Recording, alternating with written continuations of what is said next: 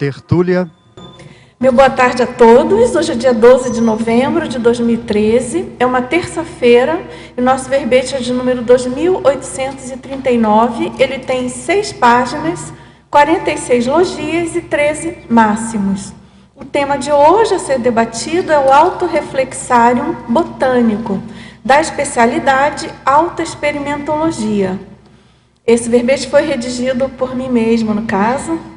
Bom, o autorreflexarium botânico é o jardim, parque, floresta ou bosque propício a autoquestionamentos, autoinvestigações, solilóquios e autopensionizações evolutivas, não raro favorecendo o aporte de neoideias reciclogênicas ou balsâmicas, anímicas ou inspiradas, tecnicamente utilizado pela consciência autopesquisadora, homem ou mulher, empenhada na ampliação da cosmovisiologia pessoal.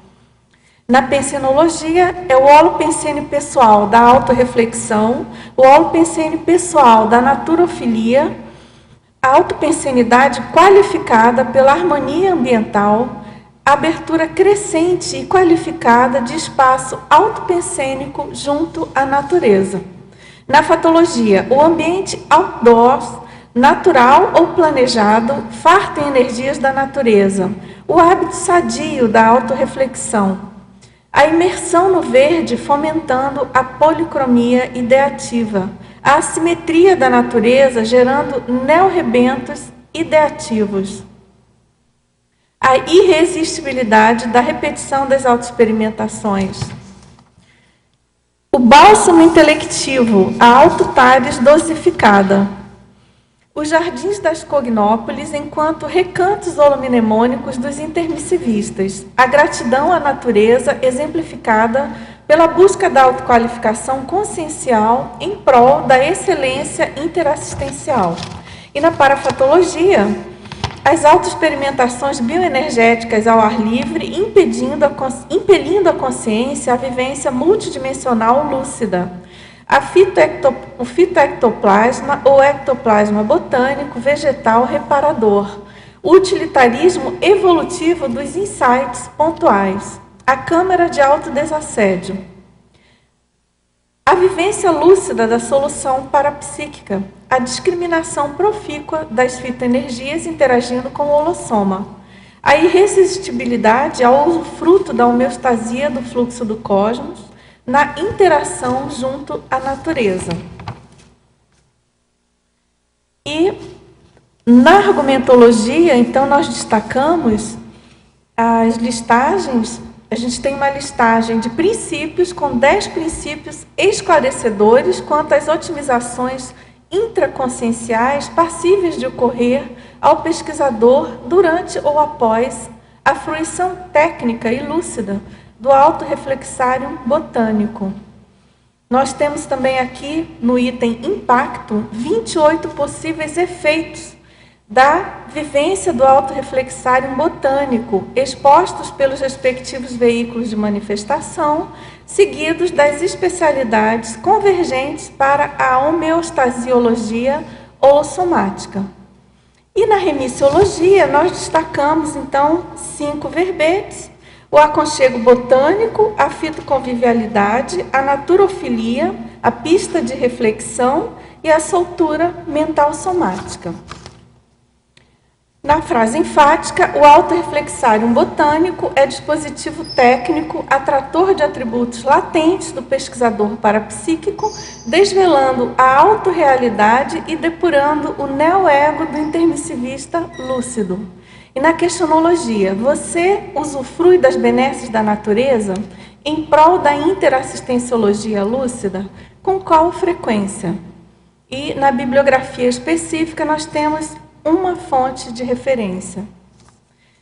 Bom, na mega-análise do João Paulo, então nós temos bosque, jardim, floresta, reflexão, introspecção, desintoxicação, paisagismo, solilóquios, fitoenergia, naturofilia, naturologia, fitoectoplasmia, fitoconviviologia, ortopensenologia, energossomatologia, energointeraciologia, autoexperimentologia, autodesassediologia e autocogniciologia e laboratoriologia. Agora, pessoal, antes de entrarmos aqui no verbete propriamente dito, eu queria fazer o convite, né, a chamada para o congressamento de 2013, é o 25º congressamento das ICES, e a Unicim é a anfitriã da Comunidade Conscienciológica Cosmética Internacional, então ela convida autoridades, amigos e voluntários para festejar esse 25º congressamento. Então, venham todos aqui comemorar esse jubileu de prata, né, do congressamento das ICES. Vai ter também o lançamento do Laboratório Alameda Técnica de Viver e o 10º aniversário da OIC. O congressamento, então, é aqui em Foz do Iguaçu, 6, 7 e 8 de dezembro. E o cerimonial de abertura vai acontecer na sexta-feira, dia 6. Depois tem um jantar no Iguaçu Resort Hotel, por adesão antecipada, né, às 9h30, na própria sexta-feira. Depois a gente tem a programação do sábado, que, por exemplo, inclui o Círculo Mental Somático, a própria tertúlia e uma exposição das ICES no salão da OIC, comemorando, então, os 10 anos da OIC. No domingo, a gente tem, claro, a prova geral da Conscienciologia, estão todos convidadíssimos. A tertúlia das 12h30 às 14h30, das 15 às 18h, então, tem a inauguração da primeira fase da Alameda Técnica de Viver, que, para quem não sabe, é no campus da Assinvexes. Então, todos aí convidadíssimos para animar aí o Jubileu de Prata, tá certo? Agora, pessoal, a gente tem aqui já algumas perguntas. Agora, eu queria comentar com vocês, assim, a história desse verbete. Não sei se alguém iria perguntar, mas deixa eu me antecipar aqui. Na verdade, esse verbete ele foi construído, ele até tem a especialidade de autoexperimentologia. Ele foi construído muito embasado em experimentos que eu fiz. Eu fiz mais de 10 experimentos no meio de bosque, de floresta, para buscar trabalhar essa questão da autorreflexão, da mental somatologia em conjunção com as fitoenergias, enfim, o ambiente da mata, né? E com essa conviviofilia aí das matas em geral, das plantas, dos jardins, dos bosques. E isso foi especificamente que culminou nesse verbete. Mas é claro que eu tenho uma história aí, desde que eu nasci, desde criança, eu nasci na Amazônia, numa cidade pequena, em Manaus, na época. Então, eu tenho uma relação muito estreita com a convivência com as árvores, né? Com as plantas. Eu, por exemplo, eu tinha um hábito de levar um travesseiro e um livro para fazer isso e ficar em cima de uma árvore. E eu não me dava conta, é claro, do benefício ali energético, né? E do holopensene específico, era alguma coisa bem instintiva mesmo de criança. Mas, enfim, ao longo da minha vida toda, eu sempre busquei conviver, dentro do possível, com florestas mais densas, né? Eu morei, a maior parte da minha vida, morei no Rio de Janeiro, e eu era uma frequentadora assídua da Floresta da Tijuca, no Rio de Janeiro, também de outros parques, do Jardim Botânico também, no Rio de Janeiro, e do Aterro do Flamengo, né, também no Rio de Janeiro. Enfim, e hoje eu moro aqui em Foz do Iguaçu, numa chácara, tá certo? Mas então, vamos lá. Como?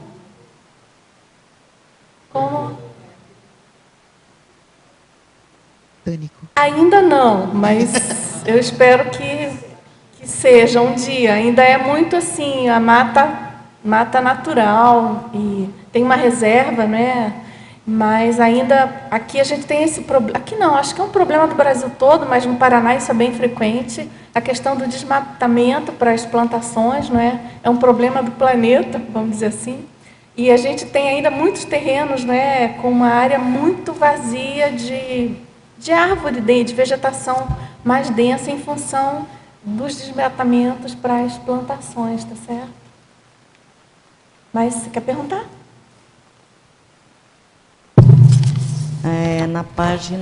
Na primeira página, na sétima linha. A autopesquisa, se bem que você já respondeu um pouco na pergunta. Você está falando da fatologia? É. A autopesquisa intransferível, quer dizer, é intransferível, mas você pode falar mais um pouquinho para nós, apesar de ser já na pergunta.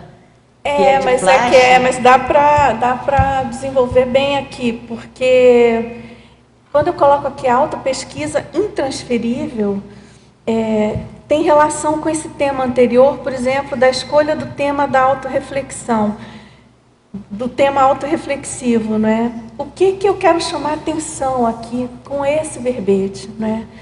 É esse tipo de relação que, no meu caso, assim, lucidamente, ele não é tão antigo, ele é mais recente. Essa questão de você utilizar esse ambiente botânico para fazer suas autopesquisas, claro, embasadas aí no paradigma consciencial, em toda a intelectualidade que a gente vem desenvolvendo dentro do paradigma consciencial. Então, a questão aqui da autopesquisa intransferível, no caso, eu quero colocar, por exemplo, aquele tipo de assunto que você sabe que você precisa enfrentar, que você precisa mergulhar, aprofundar, esclarecer, em primeiro lugar, para você mesma, né? Que ele, num determinado momento da sua existência, ele se torna inadiável e, claro, que ele é intransferível, porque é um problema seu, tá certo? A gente tem esse tipo de abordagem, né? Aliás, a conscienciologia ela é muito pautada nessa questão, né? Da autopesquisologia, de você se enfrentar e se empenhar na autopesquisa que só você pode fazer, né? Então, aqui a minha proposta é a gente dialogar com essa necessidade, né? Com essa autopesquisa intransferível, tanto para nós mesmos, quanto para aquele momento evolutivo, né? E usar aí o autorreflexário botânico. E lembrando o verbete de ontem, que foi antiprocrastinação. Ah, pois é. E você falou bem de um tema que às vezes a gente vai deixando. É verdade, bem lembrado. Bem lembrado. E tem muito diálogo, a Marta está aqui presente, né? Com o verbete da Marta, que é o fitoconvivialidade, né? E que é justamente, então a gente está propondo esse diálogo da fitoconvivialidade com a autorreflexão. Aí você continua falando aqui em seguida, a irresistibilidade da repetição da autoexperimentações. Quer dizer, foi uma coisa marcante. É boa que você está sempre fazendo... Aqui, no caso, eu posso falar especificamente desses experimentos que eu fiz. Eles estão sendo, né? Espero continuar, tão intensos e tão profícuos, no sentido de uma diferença muito grande do início, o durante, as ocorrências e o resultado ideativo depois, que fica irresistível, né? É aquela questão de você tomar autoconsciência dos proveitos, das benesses de alguma coisa, que eu acho que faz parte aí da nossa reeducação enquanto intermissivistas, você não acha? Você tirar partido, você não deixar passar em branco aquilo que você percebe que é bom para a sua vida, para o seu desenvolvimento, e aquilo se tornar irresistível, você mesmo criar aquele hábito, né? Porque você considera aquilo irresistível para a sua evolução. Você entende um pouco disso, né? Mais uma, a última. Na parafatologia ou utilitarismos evolutivo dos insights pontuais, na quinta linha. Sim.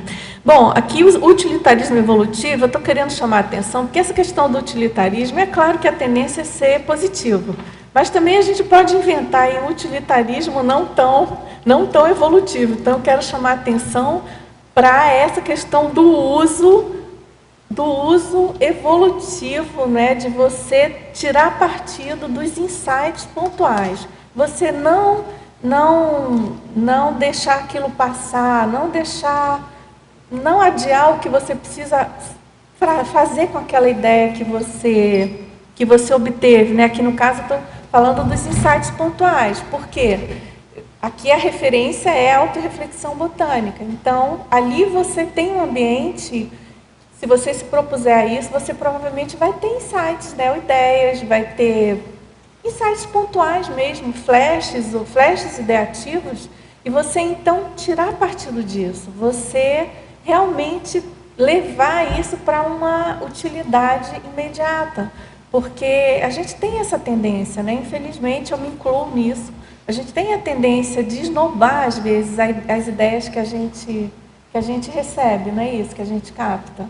Quantas vezes a gente até esquece de escrever, esquece de anotar e esquece completamente aquela neo-ideia, que aquele aporte ideativo que a gente recebeu, provavelmente de um amparador extrafísico, e por aquilo ser uma neo-ideia, aquilo não está ainda muito fixado na nossa memória, aquilo escapa, foge, né? Então aqui a ideia é essa, é trabalhar esse utilitarismo realmente evolutivo para a gente levar em frente aí os insights recebidos, certo? Valeu, obrigada.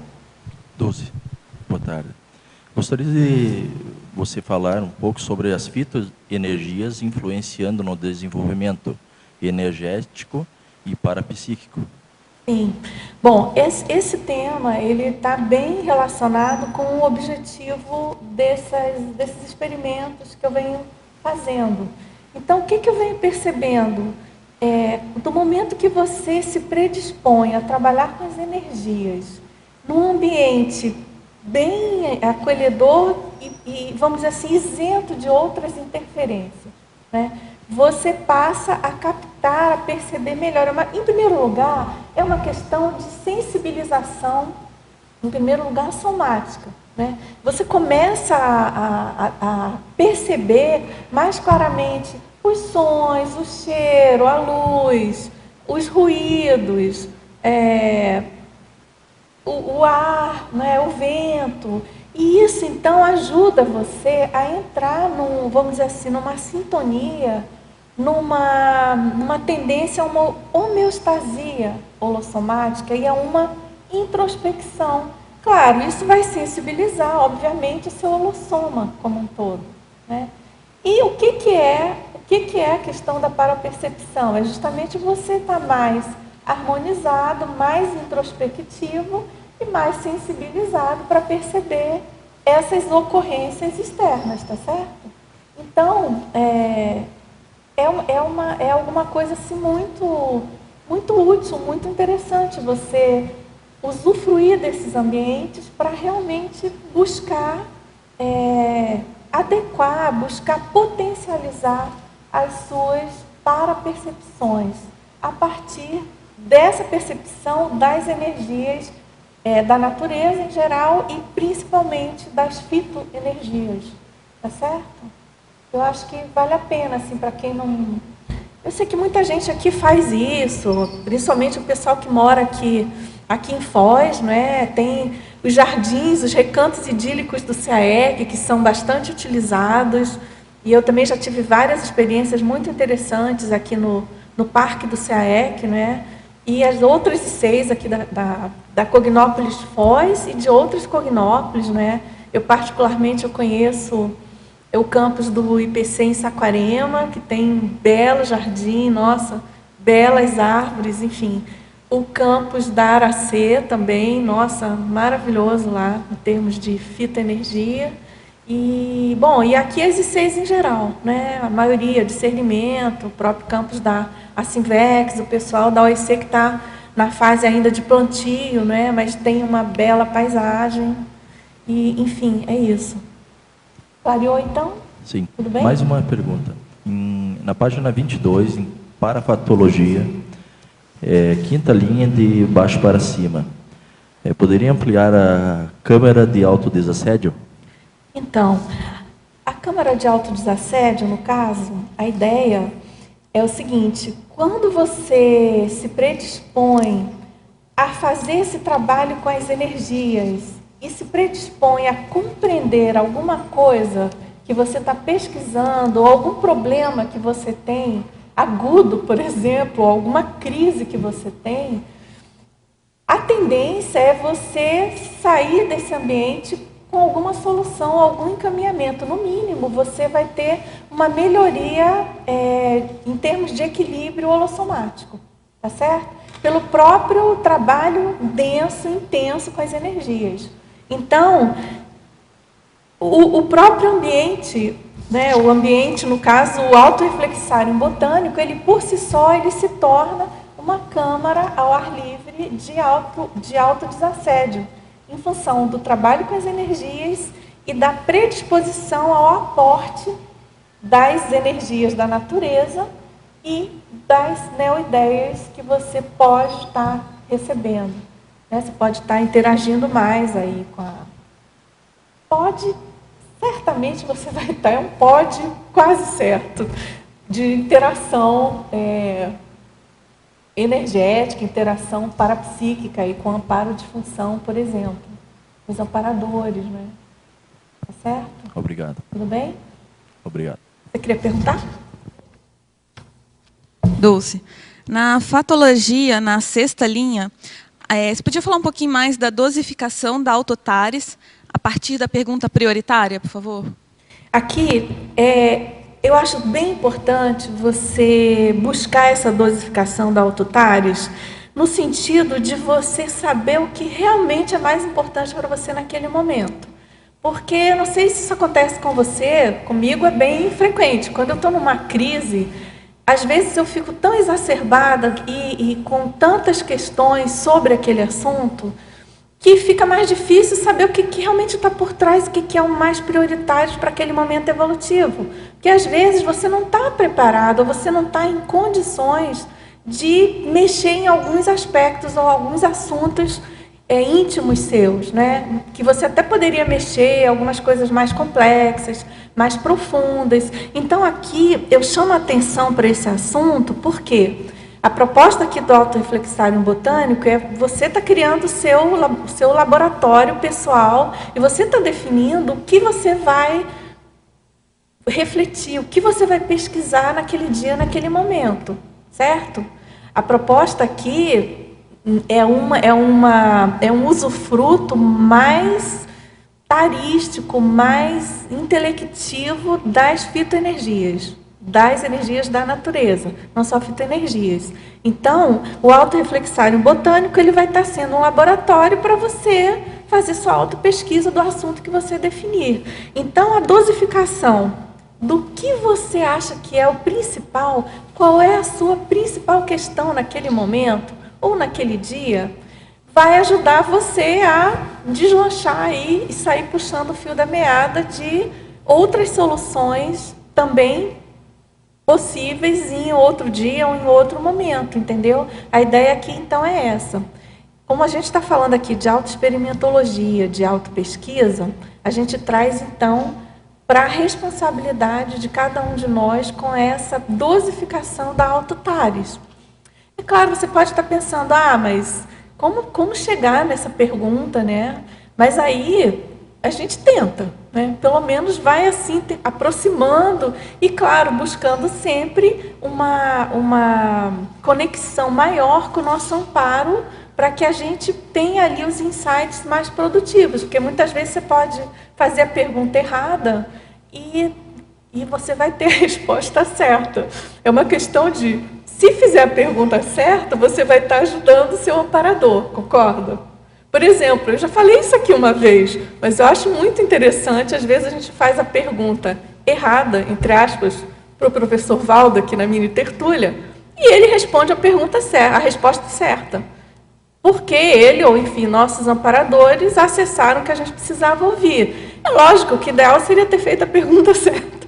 Então, aqui a tentativa é a gente conseguir fazer essa dosificação aí da autotares necessária. Clareou? Tudo bem? Tem alguma... Você quer perguntar? Professora Dulce, na parafatologia, poderia comentar a cornucópia de energias conscienciais homeostáticas? 8ª linha. Então, cornucópia aí é aquela, no caso aí, estou usando uma metáfora, né? Vamos dizer assim, a conjunção, aquele conjunto de energias. Você falou em qual linha? 8ª? Das energias conscienciais homeostáticas. Que aqui, no caso, é você se tornar um conceptáculo dessas energias homeostáticas que a gente sabe que, em geral, estão presentes no ambiente de natureza, num ambiente mais, vamos dizer assim, imanente, né, da natureza ainda não tão utilizada, de modo não tão bom. Enfim, você se tornar um conceptáculo dessas energias, porque nesse ambiente que você está escolhendo para fazer suas autorreflexões, nesse ambiente botânico, ele é por si só uma cornucópia de energias homeostáticas, tá certo? A tendência ali é ter mais energia imanente do que energia consciencial. A tendência é você conseguir fazer mais rapport com consciências amparadoras. Então, você tirar partido disso e, a partir daí, você conseguir desenvolver neo-ideias profícuas aí para as suas pesquisas. Pode ser outra? Claro, claro. O paradoxo de a ampla diversidade biológica favorecer o megafoco autorreflexivo. Aí essa colocação, ela justamente tem relação com a questão desse próprio paradoxo autorreflexivo, que é até um verbete do professor Valdo.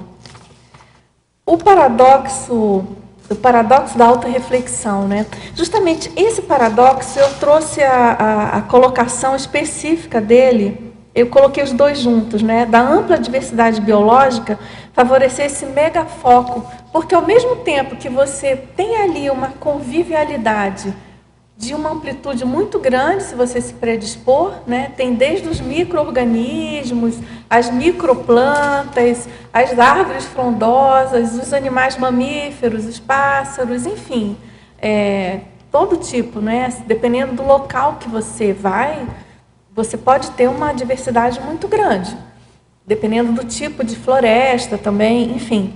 E então, ao mesmo tempo que você tem essa diversidade, você pode fazer essa introspecção e buscar, a partir de uma questão pontual sua, você tratar dessa questão única, precisa, singular.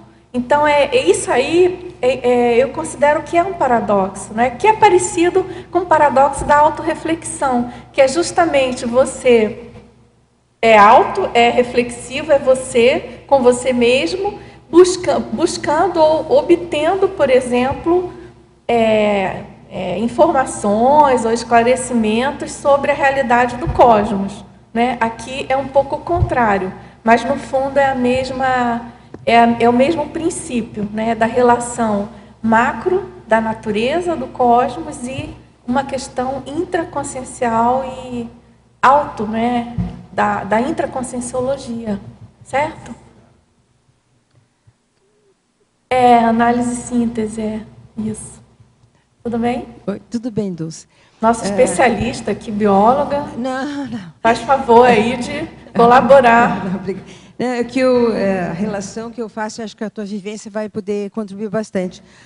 A relação entre o silêncio da natureza, rico de informações, né, na realidade, e a própria autorreflexão, levando esse silêncio interior da consciência, que pode fazer com que também ela obtenha múltiplas informações. Exatamente, respeito, né? é bem em cima disso, Sônia. Essa questão dessa diversidade do silêncio interior. É um paradoxo rico. Né? Exatamente, isso mesmo. Agora, tem perguntas. Você quer perguntar, Cristina? Depois eu entro aqui. Pode ir. Gostaria que você fale com respeito na página 25 do item Sinergismo Transcendência. E faça o link com a frase enfática. Você está falando qual sinergismo? Na página 25, o item Sinergismo e Transcendência. Ah, sim. O item sinergismo. Isso, e transcendência. E que, a ver se pode fazer um link com a frase enfática. Sim. Bom, o sinergismo. As energias disponíveis na natureza, dos arredores, podem ser melhor aproveitadas, em primeiro lugar, em prol da autoassistenciologia. E, em seguida, a partir de omniquestionamentos ideativos pertinentes e transcendentes a favor da interassistenciologia. Bom, aqui, a gente, clareando aqui esse parágrafo, né, ele tem um pouco relação com essa pergunta feita anteriormente, né, desse paradoxo, mas ampliando, né, aqui tem uma outra ideia, que é essa questão de você se colocar em primeiro lugar, de você não querer sair fazendo grandes mirabolações interassistenciais se você não tem ali uma autoassistência minimamente feita, né? Então, é você, em primeiro lugar, tirar partido dessa convivência, dessas energias disponíveis, porque a ideia aqui do verbete é autorreflexarium botânico, pela autoexperimentologia. Então, a proposta é você tirar partido das suas vivências pessoais, em primeiro lugar, claro, favorecendo a você mesmo. É você que está usufruindo ali daquelas energias, você que está buscando um equilíbrio maior do seu holossoma, e a partir daí, então, você obter, por exemplo, neoideias e você se qualificar para pares, não é? Para assistir outras pessoas. Desde o momento que você cria uma homeostase maior para você mesmo, até você conseguir maior abrangência ou uma maior compreensão de alguns assuntos, de algumas ideias, enfim, para você qualificar a sua interassistência. E, na questão da frase enfática, eu coloco que o autorreflexarium botânico é dispositivo técnico atrator de atributos latentes do pesquisador parapsíquico, desvelando a autorrealidade e depurando o neoego do intermissivista lúcido. Eu penso que esse tipo de experimento, e eu posso dizer, sem dúvidas, que do que eu tenho usufruído, né, eu tenho conseguido avançar nessa questão da autocognição, do autoconhecimento sobre os meus atributos, sobre as minhas condições, sobre a minha autorrealidade, tanto em função do próprio lidar com o holossoma de uma maneira mais técnica e mais íntima, vamos dizer assim, de aumentar esse conhecimento, quanto a própria questão da ocorrência de neo-ideias e neo-insights sobre, no caso, aqui a minha pessoa, né? No caso, eu me colocando enquanto labicon aqui do experimento. Mas também a gente deve lembrar que a questão aqui também não é um egocentrismo, é você trabalhar essa ideia de se qualificar para a interassistência, tá certo? Sempre visando isso, né? Sem uma postura egóica aí, no caso, dos experimentos. E aí você pediu também para eu relacionar com a transcendência? Com a transcendência. E aqui, atrator de atributos latentes.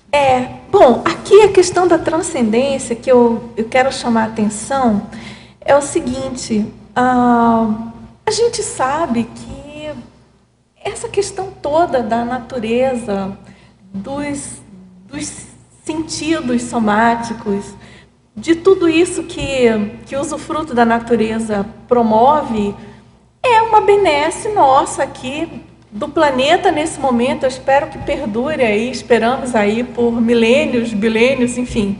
Mas a gente sabe que isso é alguma coisa do planeta Terra, do momento evolutivo do planeta Terra. É algo muito importante para o nosso momento evolutivo. Mas, se você considerar uma realidade mais evoluída, uma comunexe evoluída, mental somática, muito provavelmente isso aí vai para o espaço. Literalmente para o espaço sideral, não é mais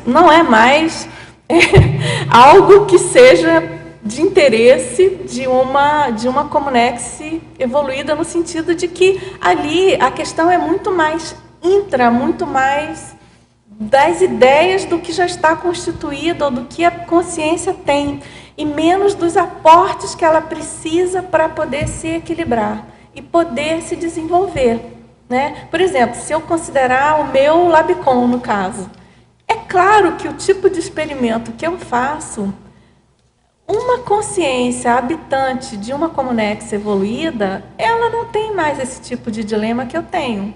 Não tem, ela não vai mais precisar disso, eu penso.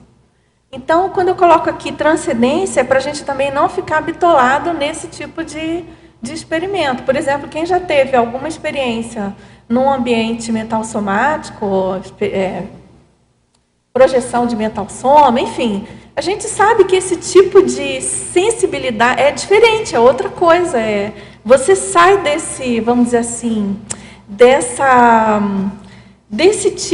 padrão, né, de, vamos dizer assim, de necessidade evolutiva, né? Então, eu penso assim, é uma hipótese, né, mas eu penso que a questão da natureza no planeta Terra, de toda a riqueza, de toda a, vamos dizer assim, a estética planetária, é algo que a gente precisa, realmente é necessário para o nosso bem-estar, né?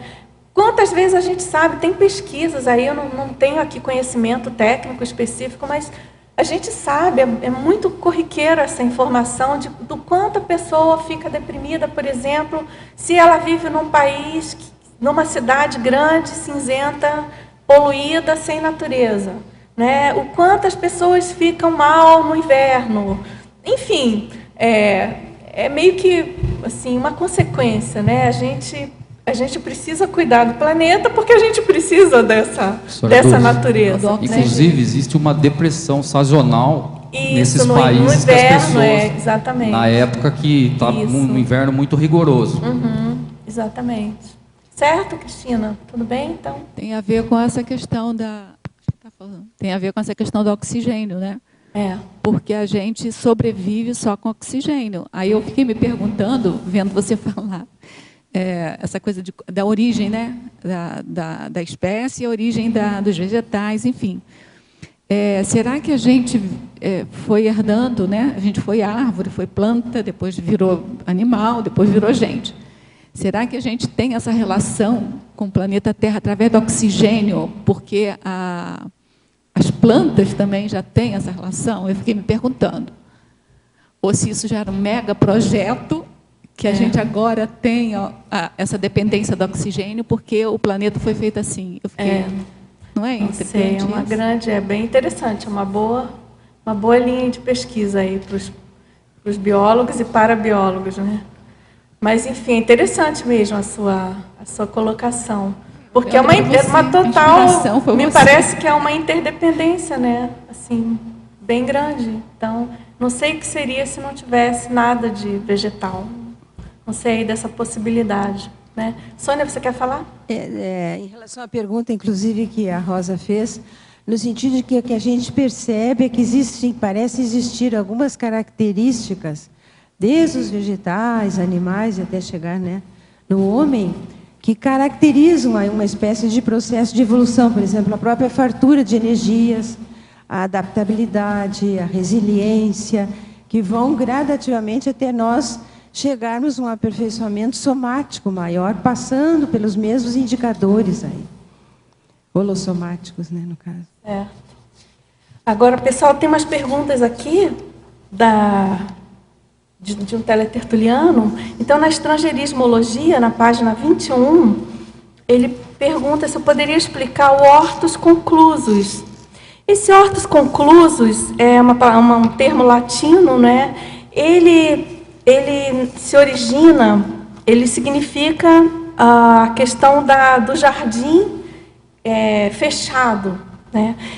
Na verdade, eu inseri aqui alguns termos da história dos jardins, né? Esse aqui é típico da Idade Média, por exemplo, nos jardins dos monastérios, né? Os jardins dos claustros, enfim, eles eram bastante fechados e naquela época, eles, por exemplo, eles usavam a questão das plantas medicinais nesses jardins. Então, a questão aqui que eu chamo a atenção para esses termos e, enfim, a ideia aqui não é em absoluto desviar do tema do verbete, é simplesmente mostrar como, ao longo da nossa história do planeta, a nossa relação homem-natureza ela vem se modificando. E o quanto é interessante e importante a gente ficar atento para isso, enquanto, por exemplo, nós intermissivistas, tá certo? Então, nesse momento aqui, na época do Hortos Conclusos, claro que tinha, não vou aqui querer sintetizar em alguns minutos essa questão da história da paisagem, a história dos jardins, que isso tem assim centenas, talvez milhares de livros, teses, enfim. Tem muita gente que estuda, que pesquisa isso muito profundamente. Mas, basicamente, então, esse termo aí se refere a esses jardins fechados medievais, né?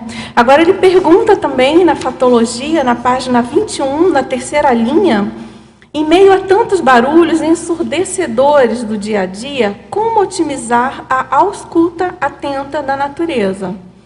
Bom, realmente, dependendo do local que você mora, impossível. Agora, o que a gente chama a atenção? De você também não se desconectar completamente dessa ausculta. Você pode, em momentos específicos, em dias específicos, finais de semana, feriado, enfim. Muito provavelmente, na cidade que você mora, mesmo que seja uma cidade muito grande, você vai ter essa possibilidade, sempre tem, né, mais ou menos, sempre tem aí os bosques, os jardins e os parques. E outra coisa também, a gente não pode esquecer, que a questão das energias não tem também fronteira geográfica tão definida, se você considerar a questão do parapsiquismo, da multidimensionalidade. Então, você pode fazer aquelas técnicas de mobilização de energia, enfim, de acesso às energias da natureza, mesmo estando num local, vamos dizer assim, de concreto, né? Numa selva de pedra, enfim, numa cidade sem jardim, ou num local sem jardim. O importante é você buscar essa afinidade, enfim, buscar tirar partido disso em qualquer local que você esteja, tá certo? Também ele pergunta se poderia falar do fato dos primeiros jardins não terem sido feitos, mas descobertos. Eu coloquei isso, se não me engano, na fatologia. Isso, então, é uma questão da própria, como eu falei ainda há pouco, da própria história dos jardins. Os primeiros usos dos recantos naturais, o primeiro uso das paisagens naturais, elas ocorreram, não foram jardins fabricados, né? Simplesmente eles existiam e sempre vão existir, a gente espera, no meio das florestas. São as clareiras, são os recantos naturais mais propícios à convivência, por exemplo, as grutas, os penhascos, os recantos em si, que eles sempre existiram. Então, isso também, coloquei aqui descobertos entre aspas, né? Porque, claro, eles já existiam e simplesmente foram utilizados pelo homem aí nas mais diversas épocas. E aqui também, né? Sim, claro. Totalmente natural, né? Vamos dizer assim, é um jardim belíssimo, totalmente descoberto, né? Então, isso é uma coisa também interessante a gente pensar, que faz parte do pacote planeta Terra, né? A gente ao longo da história veio desenvolvendo aí o trabalho, os arquitetos, né, Ana Fábio? E Fabiana, os paisagistas, enfim.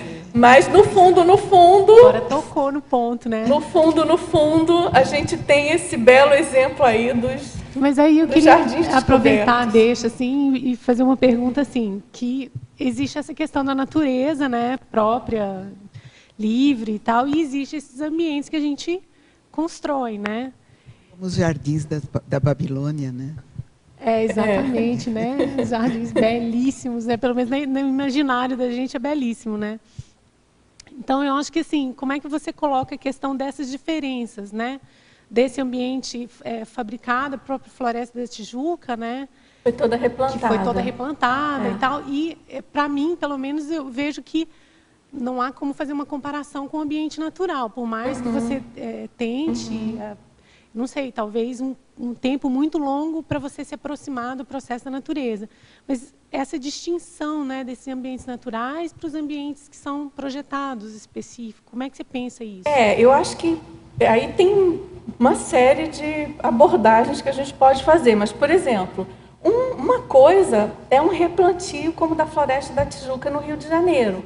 Para quem não sabe, a Floresta da Tijuca, se não me engano, é a terceira, enfim, eu acho que é a terceira floresta urbana maior do Brasil.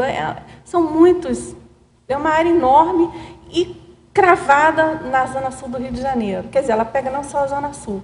E, na verdade, ali eram cafezais, né? E o negócio começou a ser replantado no século XIX, enfim. E hoje é uma floresta totalmente densa. Eles usaram mudas, milhares, milhões de mudas da Mata Atlântica, né?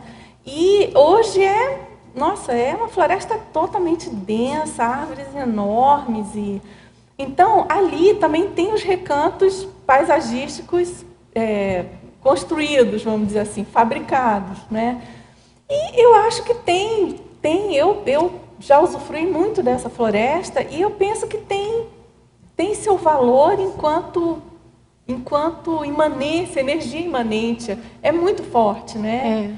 Agora, é claro que se você adentrar uma floresta amazônica virgem, assim, o negócio são muito diferentes os padrões, né? Aí eu não tenho assim conhecimento técnico nem da botânica, nem tanto vamos dizer assim, da filigrana da percepção energética, não é? Mas são energias muito diferentes. Agora, eu penso então que tanto o jardim fabricado, o recanto fabricado, quanto o natural, eles podem, tanto um quanto o outro, eu acho que o fabricado pode sim ser um belo exemplo de fitoconvivialidade, de integração homem-natureza e de possibilidade, né, nossa para o futuro, porque a gente ainda tem muito essa mentalidade, né, aqui, por exemplo, a gente mora numa cidade pequena, de contrastes, eu considero. Eu já me deparei com situações complexas aqui de gente mandando derrubar uma árvore única que tinha na calçada. Mais de uma vez eu vi isso. E a pessoa não quer saber, pede autorização, consegue, derruba sim árvores frondosas, porque não quer ter trabalho de limpar a folha da árvore, né? Então, eu acho que cabe aí os nossos colegas, né, paisagistas, aí, arquitetos, toda a equipe multidisciplinar aí desse assunto, produzir recantos idílicos, e eu acho que o CEEC é um ótimo exemplo disso. O CEEC era bem pelado, né? Não sei quem conheceu aqui em 95, nossa, era muito devastado, porque também era um campo era plantação, né? Eu ia lembrar aquele jardim que o professor Valdo está fazendo na frente da casa dele, cujo objetivo dele é assistência. Então, assim, eu não sei comparar também, né, um jardim natural de um jardim construído. Mas eu acho que o construído também pode ter seu mérito, objetivos assim bem assistenciais, eu maiores. acho que a natureza, a gente tem uma coisa meio utópica em relação à questão da natureza, pelo menos no meu ponto de vista. Eu acho que a própria cataratas, né, se você começa a adentrar lá naquelas partes, é difícil andar, né? Você fica todo machucado, todo picado de bicho. Então tem essa coisa que a gente é muito urbano, né? Oi? A gente já tem o caminho, até ali tem o caminho para a gente andar, é confortável, e também para a gente não agredir a natureza no sentido de ficar ocupando sem necessidade, né? Mas, assim, eu não acho todo o ambiente agradável, sabe? Eu acho um pouco hostil, às vezes, até a natureza mesmo, né? Meio bruta, assim, eu acho uma coisa... Mas eu acho absolutamente necessário também. E eu acho que o homem atual, ele é muito mais urbano, né? Em todas as facetas que a gente tem. Mas eu acho também que é tão importante ter esses espaços que você está comentando, né? Os espaços que dá a própria energia, a fitoenergia que acalma a gente, né? Deixa a gente mais relaxado. Então, esses espaços idílicos que você está chamando, eu acho que a gente precisa muito deles. Né? Com certeza. Bem pensados até. Se a gente tiver a oportunidade de ter os dois, que acho que até para ter essa comparação, né? Da gente ver como é que é e tal, acho que é importante. É que os fabricados levam tempo, né? Claro. Tem mais tempo. Às vezes décadas, para você ter uma certa densidade, né? Agora, por exemplo, eu tenho oportunidade, para quem até conhece, eu não sei se vocês estavam aqui no início, que eu falei que eu fiz assim, alguns experimentos, né? No meio de um bosque. E, no caso, é um bosque natural, à beira do rio Tamanduazinha, no caso. Então, é um exemplo também de uma clareira, é um jardim descoberto, né? Uma clareira lá existe, ninguém fabricou aquilo. E aí também é uma coisa que não seria possível em, sei lá, muitas décadas de plantio, né? Para conseguir aquela densidade de fitoenergia ali. Mas, enfim, eu acho que é um tema, assim, nossa, tem muita coisa, né, pra gente, bastante denso, assim, bastante coisas para a gente pesquisar, né. Agora, você quer perguntar?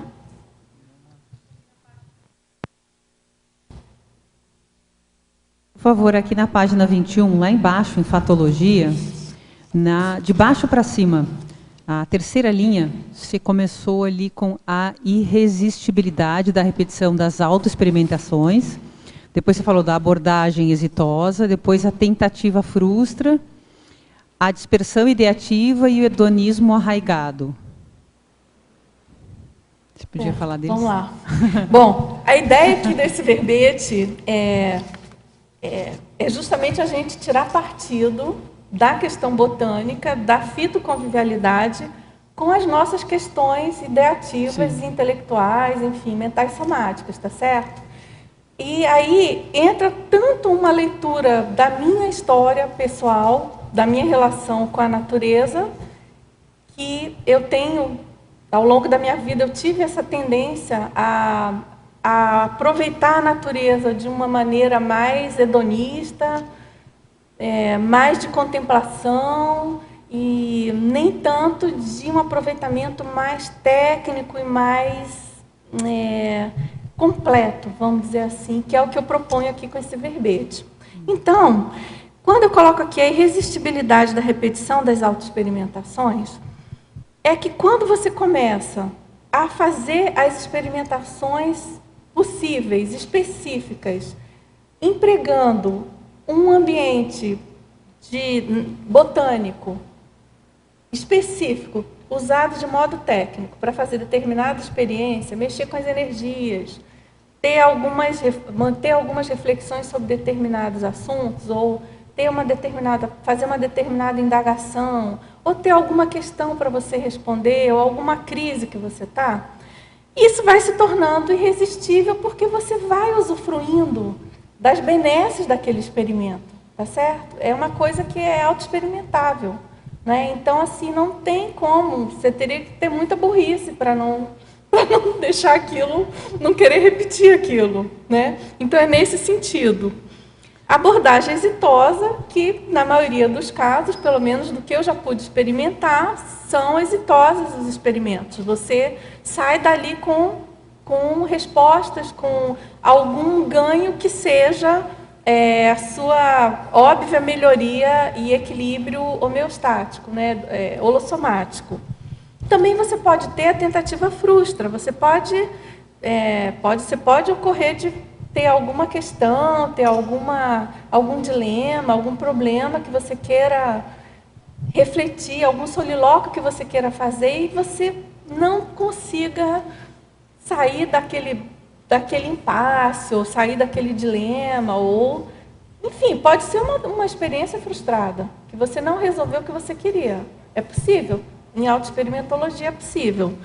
Aí tem a questão da dispersão ideativa, né, que tem a ver também.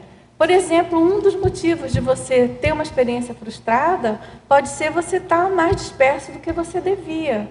Você não está ali também totalmente pleno com aquela questão do autoexperimento. É igual um experimento que você faz no laboratório, por exemplo, aqui do CAEC, né? Não acontece isso às vezes? Você tá vai fazer o experimento, mas você está com a cabeça em outro local, ou, enfim, você não está ali totalmente, o experimento não é tão bom. Aí você tem algumas frustrações, tá certo? E essa questão do hedonismo arraigado, né, Fabiana? Que aí eu penso que depende da pessoa, né? Mas eu acho também que isso é uma questão histórica também.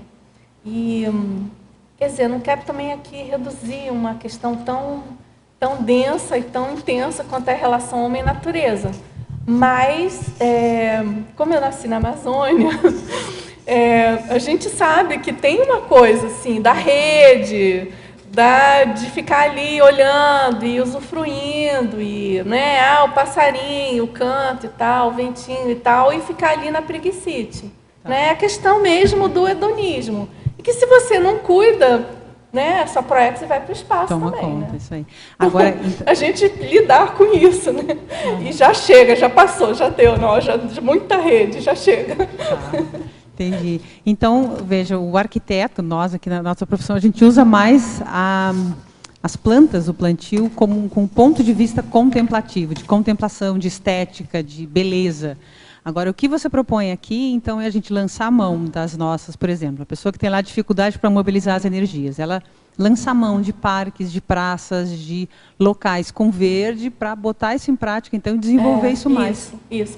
É claro que eu não estou, de modo algum, renegando ou sendo nada contra a questão da importância estética e sim, sem acho dúvida, é uma complementação. Até porque o bem-estar e a pessoa tendo consciência ou não disso vai gerar um bem-estar absurdo, a gente sabe disso. Não, entregar né? uma obra com planta e sem planta é uma diferença enorme. Né? Aqui no caso, Fabiana, a proposta do verbete, ele é bem focado para pessoas que já têm um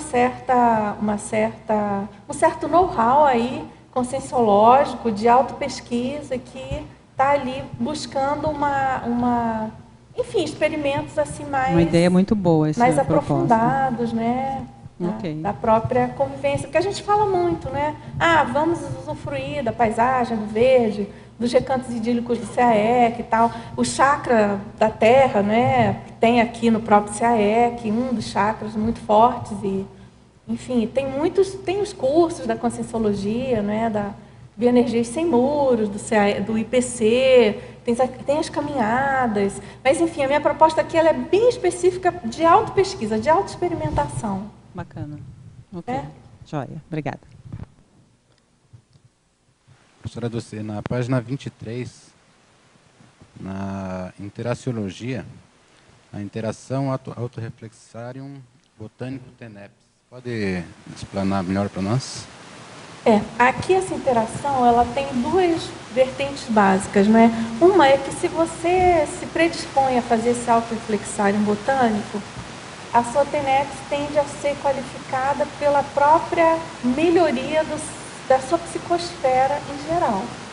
E eu, por exemplo, teve um momento que eu fiz 10 experimentos seguidos, todo dia eu fiz.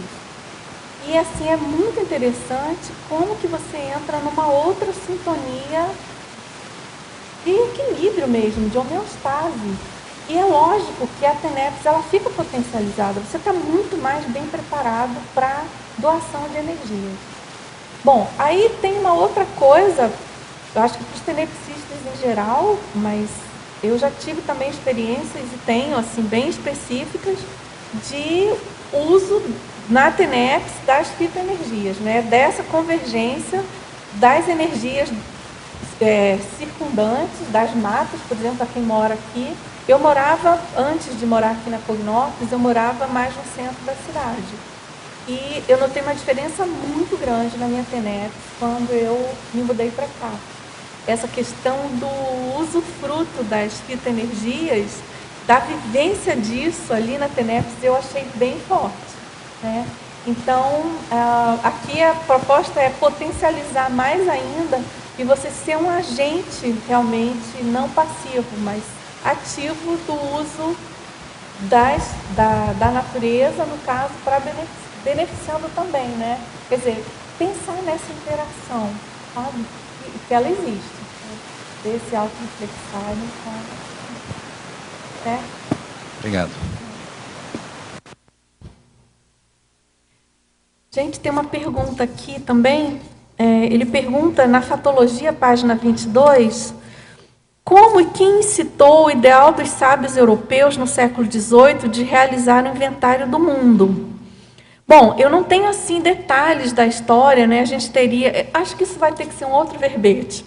Mas, enfim, essa questão dos sábios europeus, a gente sabe que no século XVIII teve muitos...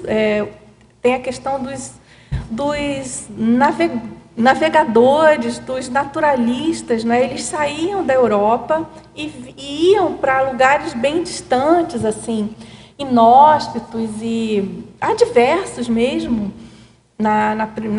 principalmente na primeira fase, né? E em busca realmente de coletar sementes, mudas, e levar, exportar de volta para a Europa.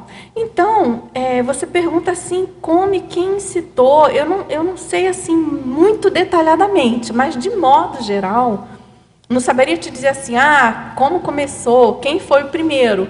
Mas assim, o que a gente sabe? Que o próprio zeitgeist do século XVIII, né, o iluminismo, a questão da busca realmente de derrubar os dogmas vigentes medievais, né?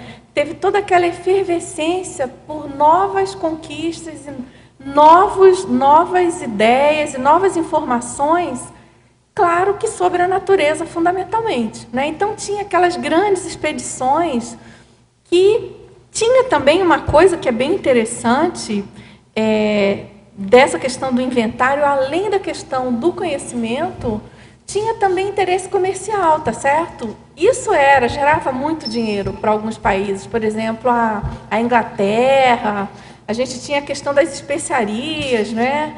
Enfim, é uma tradição, entre aspas, muito grande e teve inúmeros especialistas nisso, né? Por exemplo, a gente tem o Alexandre Ferreira, que ele no século XVIII ele visitou a Amazônia e ele tinha uma coisa interessante interessante não, era técnico, né? Ele mandava as espécies, por exemplo, em 2 navios para garantir que chegassem. Imagina a condição desses naturalistas. E se a gente hoje, né, já tem dificuldade de enfrentar os mosquitos nas nossas florestas, imagine essas pessoas no século XVIII chegando aqui de navio, mandando as espécies de navio, enfim. Então, a gente tem muitos. Tem, por exemplo, Cook, que era um inglês, um explorador, cartógrafo, navegador inglês, que ele, por exemplo, em 1744, ele esteve na Ilha de Páscoa. Imagina.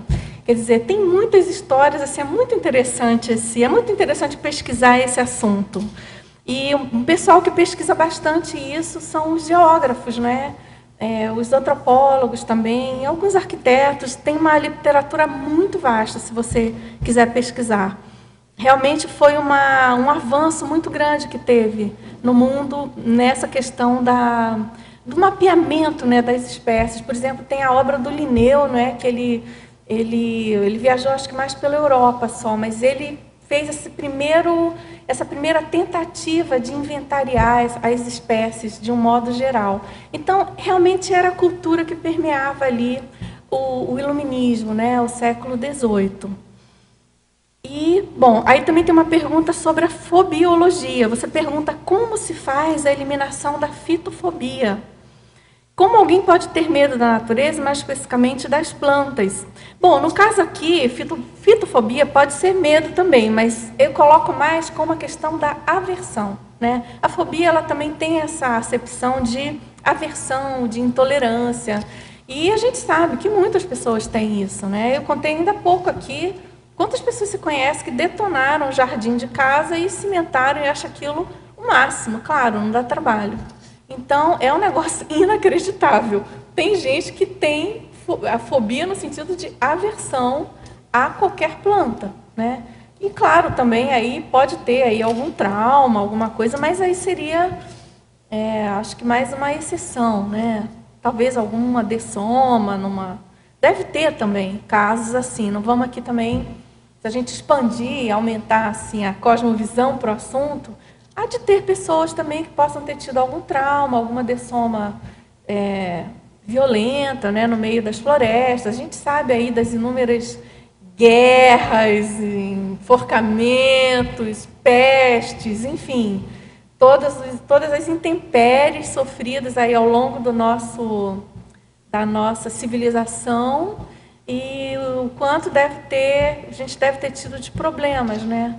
Mas, enfim, o negócio nada disso justifica, né, esse tipo tá me lembrando essa problema. Fala que está dizendo aqui, me lembrei que o professor Valdo já comentou em algumas tertúlias até do desaparecimento de algumas civilizações, está relacionado com a ausência de Ilha de Páscoa, por exemplo, da né? natureza, né, da vegetação, assim. Então é super importante.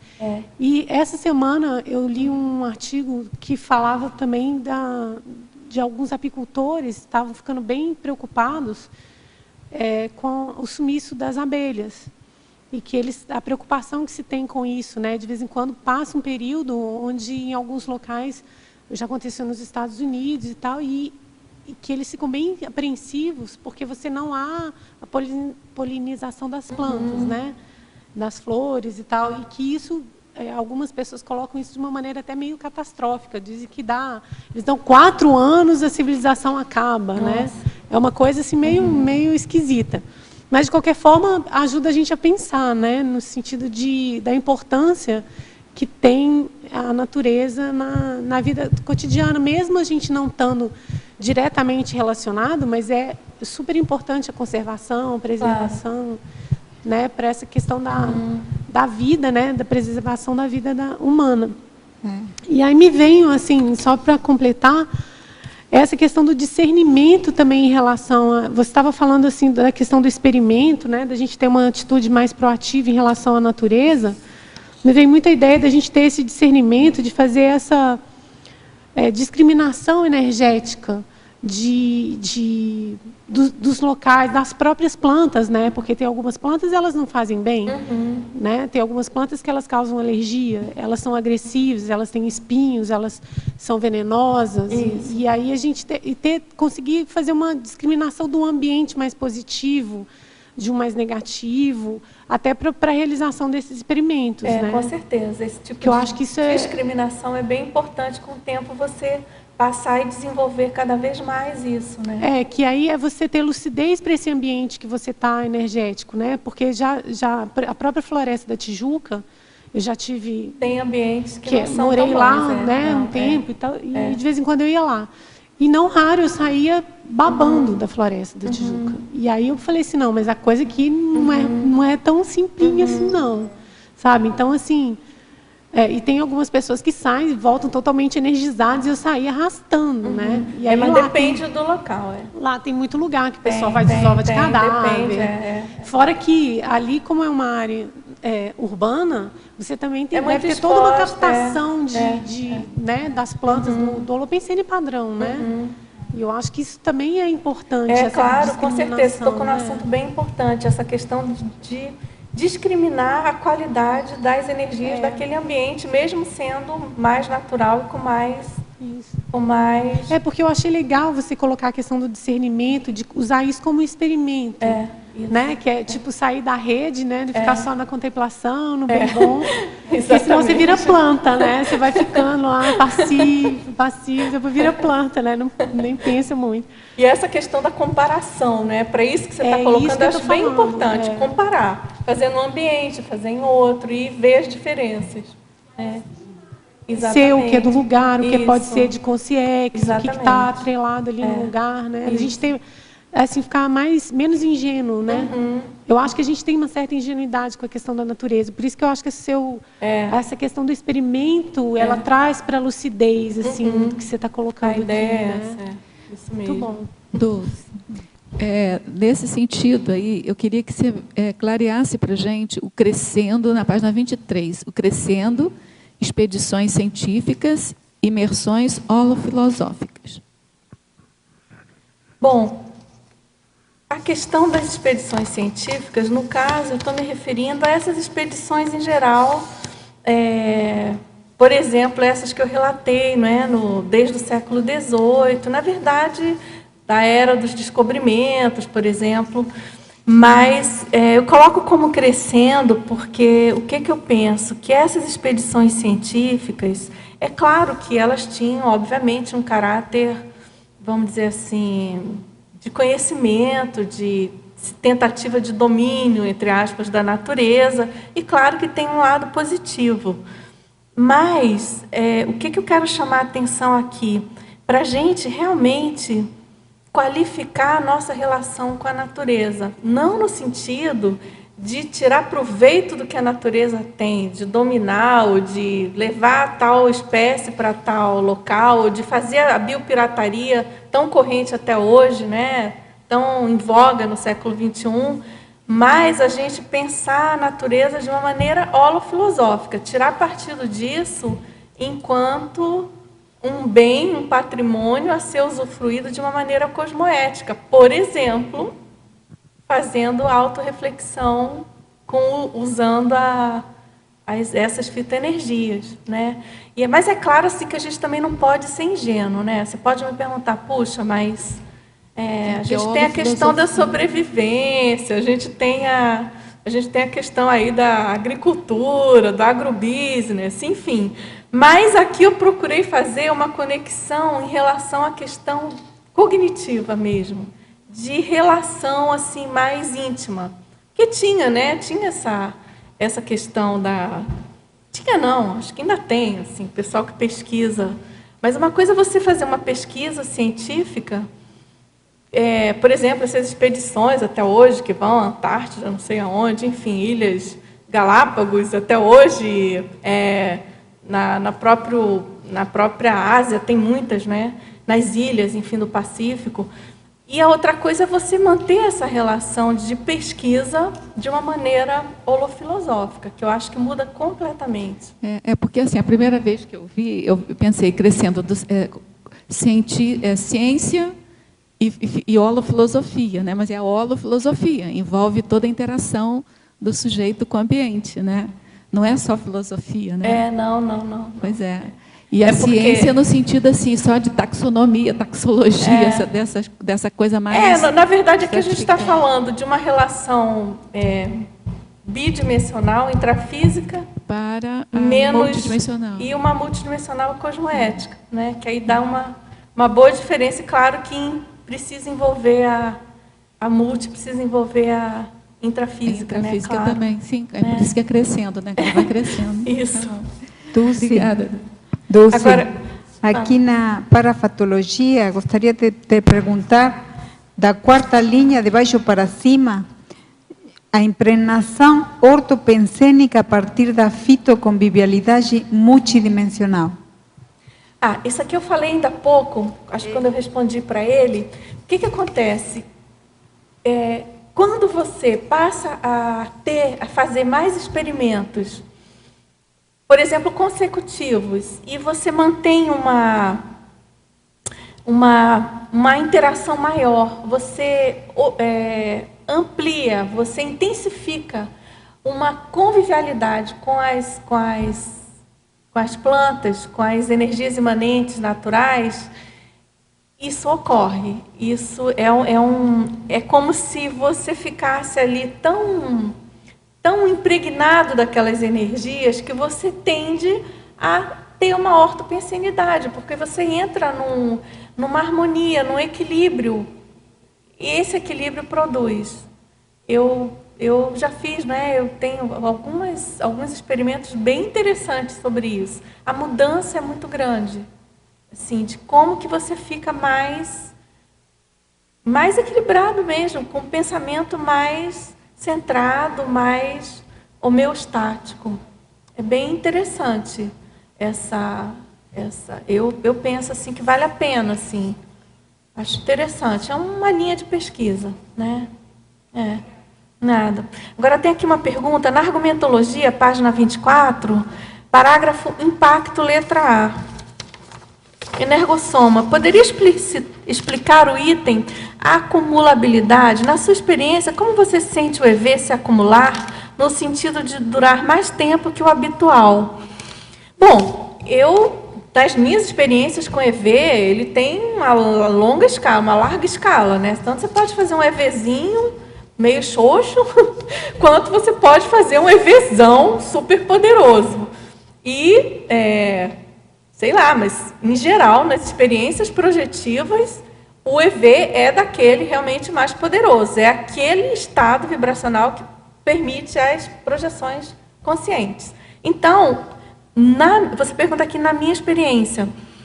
Por exemplo, eu já tive experiência no meu autorreflexário botânico que eu obtive EVs muito fortes, muito duradouros, no sentido de eu continuar, de eu permanecer em estado vibracional por um bom tempo, assim. Porque tem isso, tem a intensidade e a durabilidade, tá certo? São duas variáveis bem sérias aí para a gente pesquisar o EV. Então, é isso que acontece. Ele se acumula no sentido de que ele fica ali, ele se mantém vibrando forte, não murcha rapidamente. Então, é isso. Agora, você pergunta também, na própria argumentologia, no parágrafo princípios, você poderia explicar o item 7, modulação? O princípio da transposição, modulação energética interveicular. Bom, esse princípio aqui, ele se refere à questão das diferenças que você pode perceber das diferenças de padrão, da modulação de energia em relação a... Qual é a modulação? O princípio da transposição energética interveicular em função do veículo de manifestação que você está trabalhando mais aquilo. Então, por exemplo, eu já tive experimento que isso ficou bem claro para mim. Um padrão mais denso, mais de soma, até chegar num padrão mais sutil de mental soma. E aí a gente volta para aquela questão prática, né?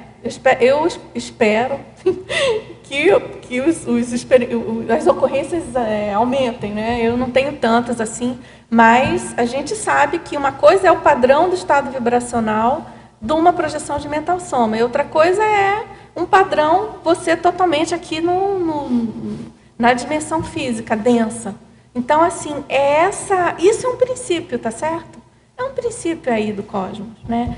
Esse padrão, essa modulação existe, ela é real, ela é factível, passível de ser percebida em função aí das experiências que você procure fazer, tá certo? E aí, lembrando, né, a ideia aqui, a ideia do verbete, assim, a gente chamar a atenção também para essa possibilidade da autoexperimentação, fundamentalmente tirando partido de amparo de função para isso. A gente não pode ser ingênuo a ponto de pensar que nós, intermissivistas, afeitos à autopesquisologia, à autoexperimentação, que a gente não vai ter amparo de função. Claro que a gente vai ter, a gente só pode não perceber ou, se não quiser, de burrice. Mas é claro que a gente tem uma predisposição a isso, né? Então, lembrar dessa facilitação para a didática que a gente certamente vai ter, né? Dulce, vou fazer uma pergunta aqui para quem... Vamos fazer de conta que eu estou chegando agora. Primeira tertúlia, não conheço nada, estou chegando. Nunca mexi com energia e tenho muito interesse em trabalhar. E desconheço. Então, para aquela pessoa que desconhece, que nunca entrou em contato, eu queria que você falasse por que é que a pessoa tentando mexer com as energias, mais em contato com a natureza, isso pode ajudá-la. O que faz com que isso ajude mais do que, por exemplo, mexer na casa dela? Qual é esse up, esse plus assim, a mais? Queria que você falasse mais sobre isso. Eu vou responder para você dentro do que eu penso, tá, okay, Fabiana? Assim, pode ter outras teorias, aí, outras hipóteses. Eu penso que você, num ambiente cujas energias são mais imanentes, elas são mais limpas, entre aspas, isso é mais facilitado, em especial se você está lidando com a Terra. Por exemplo, eu penso que você perceber as energias do planto chakra é alguma coisa assim como dos palmos-chakras, né? Mas o planto-chakra é uma coisa assim, factível, palpável. A pessoa, casca grossa ali, ela não é possível, ela vai sentir. Principalmente se você está num ambiente forte de geoenergia. Então, assim, claro que quanto mais o ambiente for pujante em energias, isso vai ser mais facilitado. Vai otimizar. Né? E, claro, se você está num ambiente já mais poluído, com energias mais densas, ou com mais interferências de consciências, né, talvez que não estejam tão afeitas àquilo acontecer, você tem que pensar que o seu experimento ele precisa estar num ambiente favorável. Né? A gente sabe, quem tenta mexer com energia, a gente sabe, quem trabalha com isso. Não é fácil fazer EV em determinados ambientes, em função de todas as interferências cabíveis, né? Das consciências presentes, das consciências presentes. Né? Então, assim, é meio que automático isso. Né? E pelas vivências que a gente tem, é totalmente comprovável. Né? E tem um aspecto factível, assim, entendeu? Dessa pergunta que você fez, Fabiana, que eu acho que complementa aí da Dulce. As pessoas têm, normalmente, elas quando vão para parque ou entram em contato com a natureza, elas têm essa reverberação, só que não tem o discernimento, isso, né? Acontece. Acontece independente, só que a pessoa não discrimina, né? Não, e é muito interessante quando a gente vê, por exemplo, esses programas. Há uns dias atrás teve um programa até que passou numa grande emissora de TV, e eu não pude ver inteiro, mas eu vi alguns flashes. E é muito interessante porque ali fica íncito que o que a pessoa está percebendo é energia imanente. São as fitoenergias, são as zooenergias, mas ninguém fala isso. Não, me sinto bem, tal, saí revigorada, tá bem. Eu tenho um exemplo assim, bem prático, com as crianças. A gente tenta trabalhar a energia na sala da Evolucim. E quando vamos no meio da floresta, ali do mato do discernimento, a gente percebe que as crianças, até observando a aura da própria criança, ela vai modificando à medida que ela vai entrando dentro da trilha. E ela começa a perceber, ela diz, ela levanta os bracinhos e diz assim, como eu estou me sentindo feliz, como é bom aqui. Então, a própria natureza, ela emana energia, é só nós estarmos abertos. Ela está ali oferecendo, e no momento que nós estamos interagindo com ela, doando também energia, aí acontece aquela simbiose. É uma coisa muito boa. Eu tenho muita prática nisso, porque trabalho há muitos anos com plantas, com terra, com crianças, e é uma das formas mais simples com que eu consigo fazer uma pessoa perceber a energia, indo na mata, perto da água também. Então, parece que o esforço é bem menor. Bem menor. E eu tenho uma outra pergunta.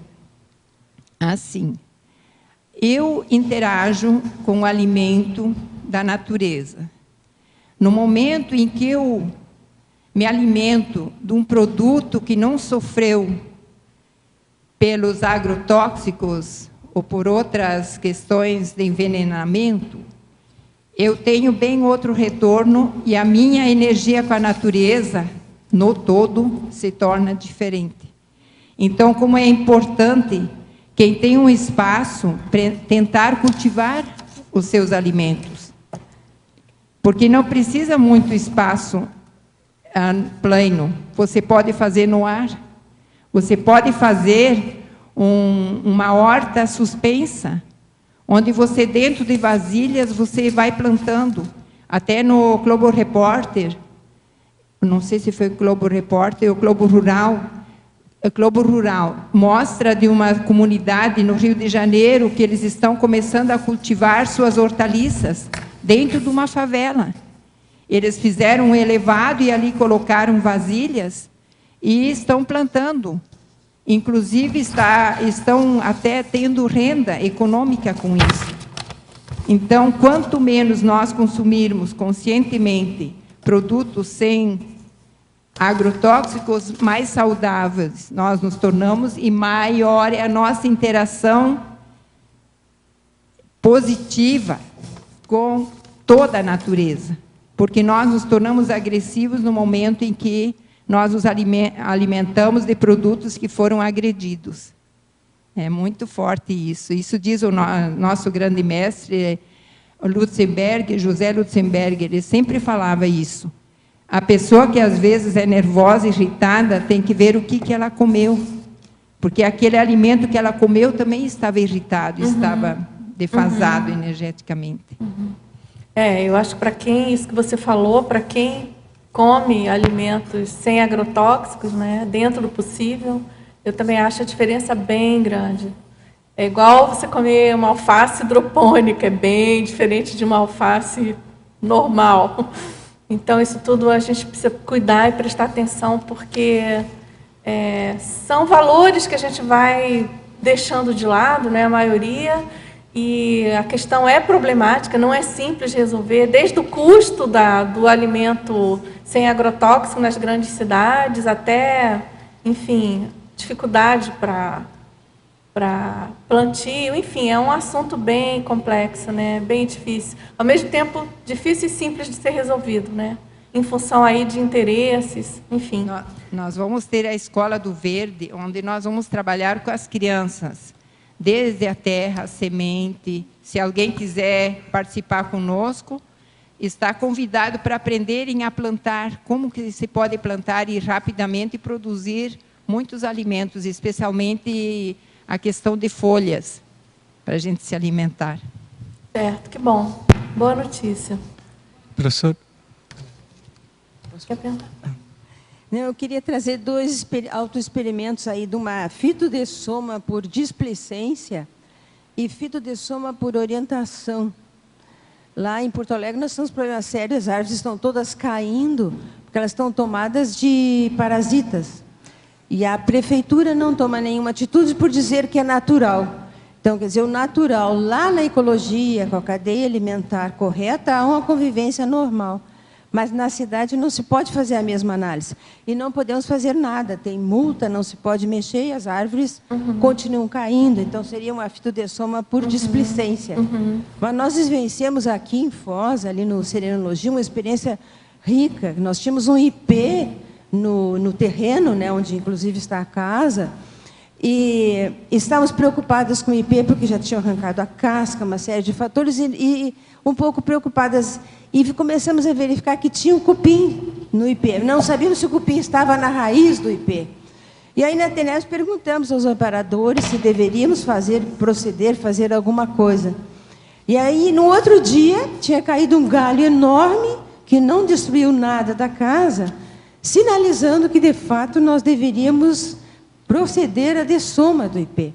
Quando fizemos isso, ele estava totalmente tomado de cupim na raiz. Nossa. Ele iria mesmo cair. Mas o que eu quero trazer, que foi interessante para mim como autoexperimento? À medida que a árvore ia caindo, ia vindo toda a história do porquê que aquilo tinha acontecido. Desde arrancar a casca, para remédios, ela ter sido queimada e tudo mais. E o impacto que era daquela quantidade de energia de um IP sendo deslocada. Aí nós ficamos questionando, pensando o que deve ser uma dessoma de uma consciência muito evoluída, mudando de plano, de dimensão, né? Então, aquilo temos o registro de todas as etapas, uma experiência para nós muito rica. Que foi uma dessoma orientada, não tínhamos como fazer de outra forma, né? Ficou por muitos dias o cheirinho da árvore ali, mas, enfim, parece que era o que tinha que ser feito mesmo, né? Foi uma ortoeutanásia. Ortofitoeutanásia. Por aí, né? Porque a maior parte é por displicência mesmo, né? A maior parte, com certeza. Pessoal, vamos lá. Tem uma pergunta aqui. Ela quer saber, na megapensenologia, favor ampliar a ideia sobre os megapensenes trivocabulares. Incorrompamos a natureza e desenvolvamos reflexões multidimensionais. Bom, esse primeiro, incorrompamos a natureza, justamente é em cima disso que a gente vem falando aqui, ultimamente, nas últimas falas aqui do tertuliário, é a gente saber respeitar a natureza. É um problema do planeta, né? Mas a gente sabe que a tendência daqui para frente, a partir de toda uma conscientização que vem acontecendo, e a gente defende isso, né? Esses megapensenes, em geral, são do professor Valdo, do Manual de Megapensenes Trivocabulares, mas a gente entende que sem essa postura, por exemplo, o tipo de proposta aqui que a gente faz fica inviável. Então, faz parte aí da nossa cosmoética junto ao planeta, manter a natureza, não corromper a natureza. Isso não significa que ela seria intocável. É diferente, né? Mas que a gente use de maneira digna, vamos dizer assim, de maneira consciente e que não vá nos levar a não poder sobreviver, como foi o caso, você citou, né, de algumas civilizações, por exemplo, da Ilha de Páscoa, né? E a outra é a colocação do desenvolvamos reflexões multidimensionais. Aqui, então, a gente chama atenção para a importância das autorreflexões mais amplas possíveis, portanto, multidimensionais, linkando, né, trabalhando essa questão botânica, da realidade para a realidade botânica, com as nossas reflexões íntimas, né? A gente está propondo aí trabalhar essa dobradinha no sentido aí de favorecer a nossa autocognição e autocosmovisão. Bom, tem uma outra pergunta. Tenho pensado e ponderado muito sobre o vínculo existente entre os diferentes e básicos níveis dos reinos, animal, vegetal e mineral. Me parece que a interdependência consciencial advém de que, ao nos alimentarmos de vegetais e animais, nos apropriamos da herança genética e paragenética desses seres vivos. Pode emitir sua opinião sobre isso? Olha, você pegou um assunto aqui bem complexo. Essa questão de herança genética e paragenética, eu não sei assim, herança genética e paragenética, eu não sei até que ponto, até que nível a nossa alimentação vai interferir nisso. Com certeza vai. Com certeza o que a gente é fruto do que a gente se alimenta, né? Então, entre justamente os conceitos de epigenética, com certeza vai estar envolvendo essa questão da alimentação no que você vai se transformar. E é claro que o que você é hoje vai refletir no que vai ser no futuro. Portanto, vai estar... E também no que você vai estar transmitindo aos outros. Então, isso tudo está muito relacionado, né? Daí a importância para a nossa lucidez em relação à nossa alimentação, né? Tem aspectos muito relevantes para a nossa saúde física atual e, conforme você está colocando, como hipótese de pesquisa, aspectos bem importantes no que se refere à nossa herança, tanto genética quanto paragenética. Se a gente começa a desenvolver somas doentes em função da alimentação, é óbvio que isso vai ter um reflexo mais patológico, por exemplo, na nossa genética, nos nossos descendentes e na nossa paragenética. Ou seja, não, eu acho que os motivos são os motivos mais relevantes para a gente ter responsabilidade sobre isso. Principalmente nós, enquanto intermissivistas. Tá certo? Professora, só um comentário. Claro, é que não sei se o Tertuliano estava pensando na questão das planárias, né? Que as planárias, elas conseguem... Na questão das... Planárias, são vermes, né? As planárias, que elas ensinam uma planária, um labirinto, e você dá a própria planária para outra planária comer, ela consegue aprender pela ingestão. Isso é um fenômeno que eles já catalogaram, né? Que tem um pouco a ver com a minha pergunta que eu ia fazer anteriormente, que a gente tem esse relacionamento com plantas, não só pelo oxigênio, mas pela ingestão, né?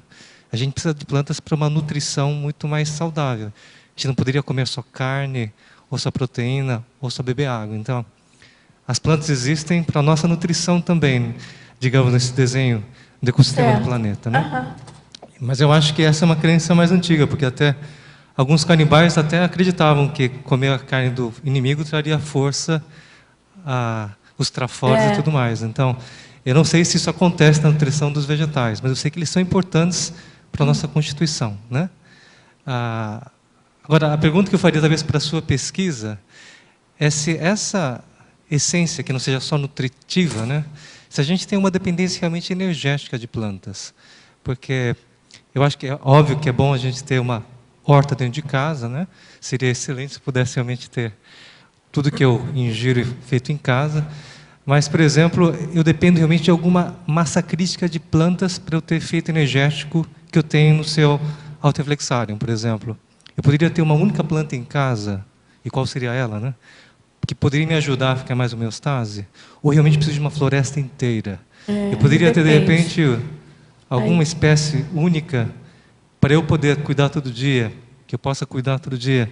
Ou realmente preciso me deslocar para um parque? Eu preciso me deslocar para algum lugar em que eu realmente tenha massa crítica de energia das plantas para me beneficiar disso, né?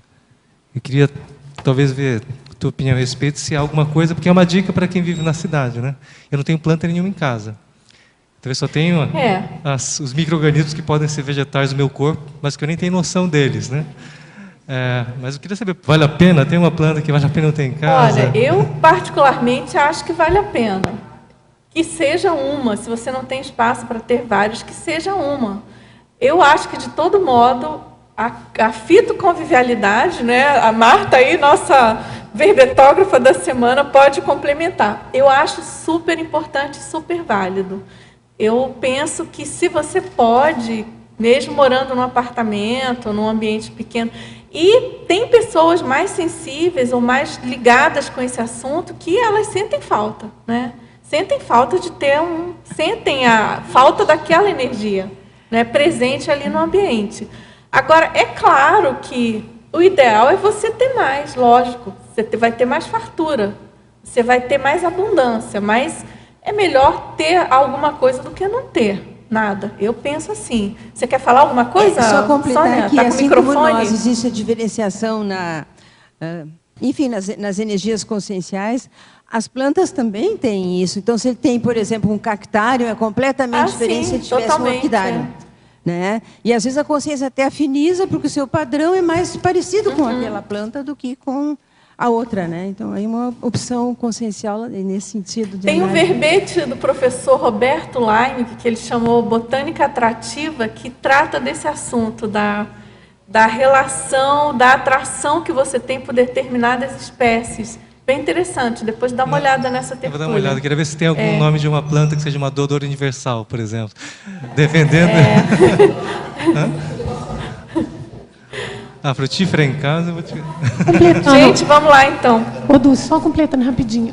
Tem essa coisa também de você acessar a energia, né, que não tem tempo nem espaço, você conseguir acessar essa energia, né? Você então tem um rapport com as cataratas do Iguaçu aqui, e você não necessariamente precisa estar nas cataratas, né? Você já conhece, você já faz o rapport e já faz a captação de energia também. Então, não necessariamente precisa estar sempre com tudo em casa. Eu falei ainda há pouco, exatamente. Não precisa estar. A energia não tem distância, é verdade, né? Na verdade. Agora, tem uma pergunta também na parafatologia, 8ª linha. Poderia expandir sobre a pletora de energias imanentes? Pletora aqui, em sentido figurado, é superabundância, né? Justamente porque a proposta é você tirar partido dessa abundância de energias e nesses ambientes ambientes abertos, de parques, florestas, bosques. Então, a gente já comentou aqui um pouco, né, da importância do contato com essas energias para a sensibilização holossomática, né? Como que isso facilita os trabalhos com as energias, e claro que esse trabalho mental somático vem aí na onda, né, no clima aí do equilíbrio. Professora Dulce, o que você acha desses programas políticos que tem com redução de IPTU na habitação da pessoa para diminuir o preço, o valor do IPTU com área verde? No interior do estado de São Paulo já está tendo isso, já em São Carlos, Araraquara, já está tendo isso. Eu acho bem válido.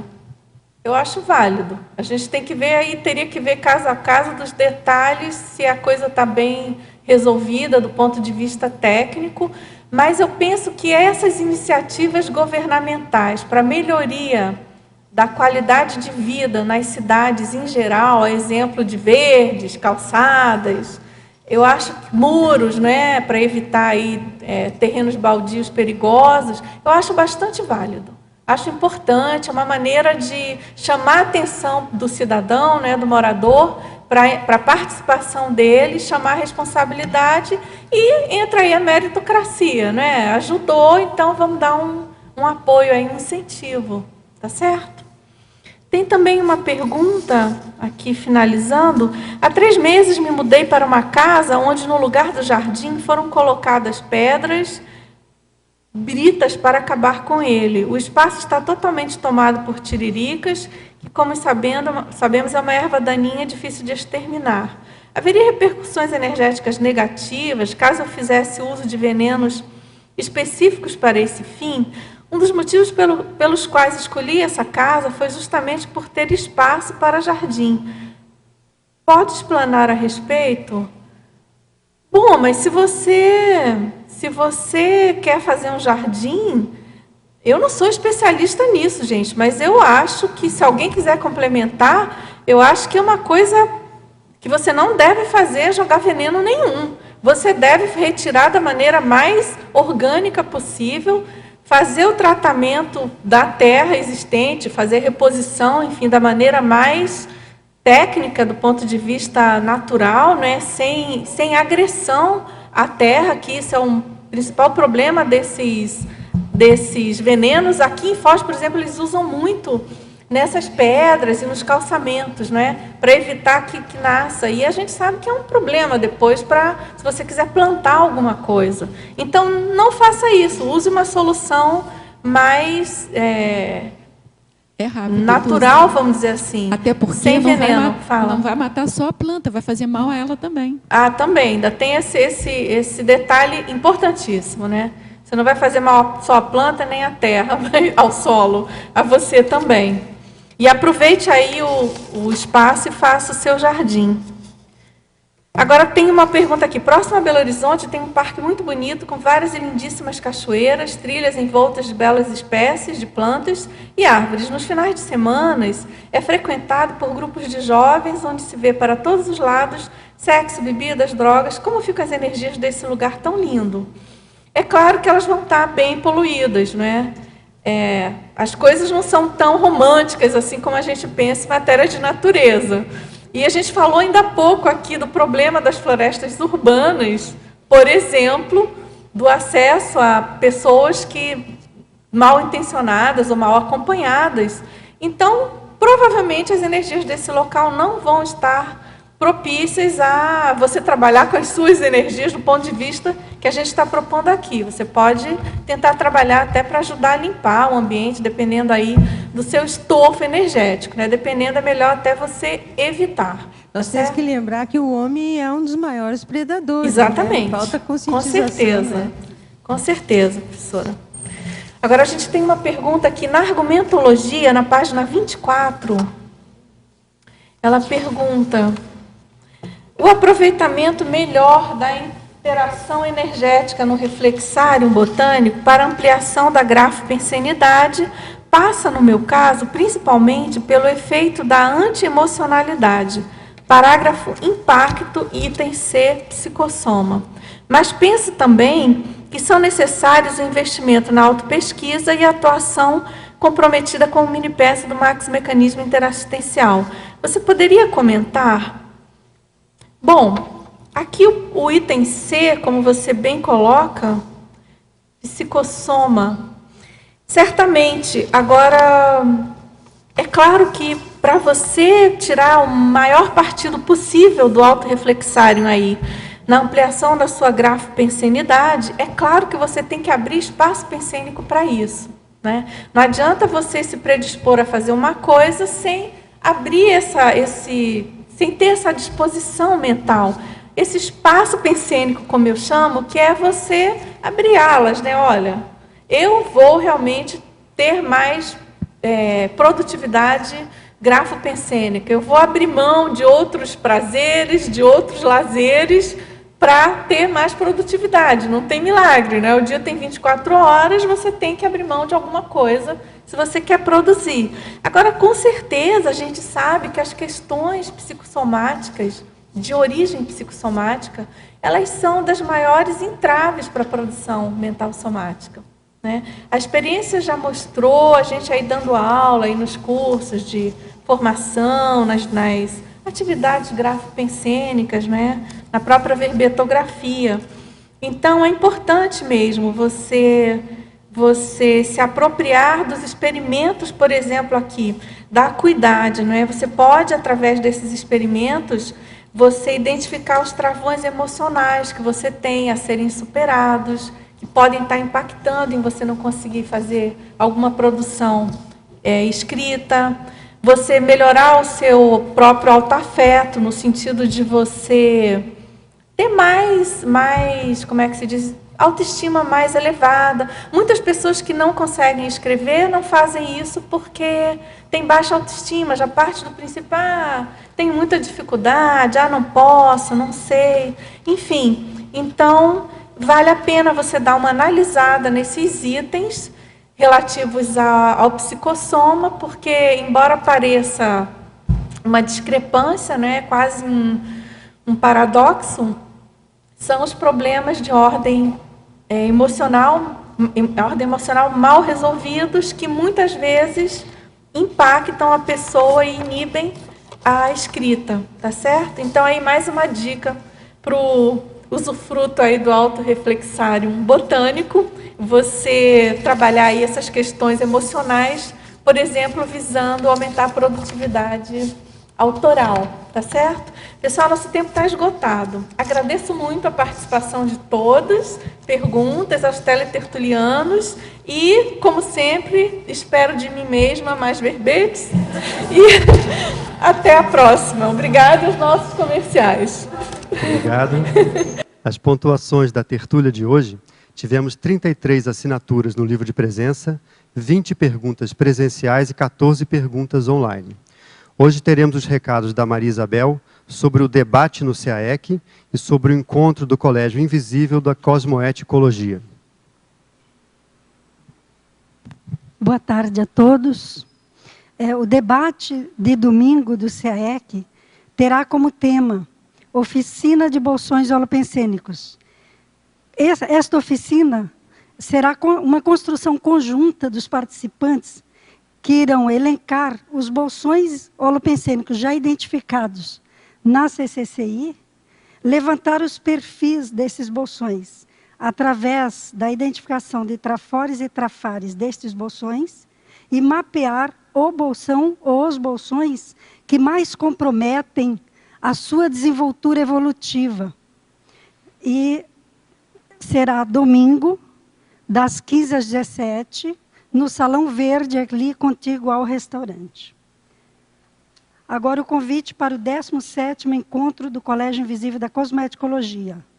De 22 a 24 de novembro no outro final de semana, no Discernimento, ocorrerá o 17º Encontro do Colégio Invisível da Cosmoeticologia, com o tema Cosmoética e Max Proex Grupal.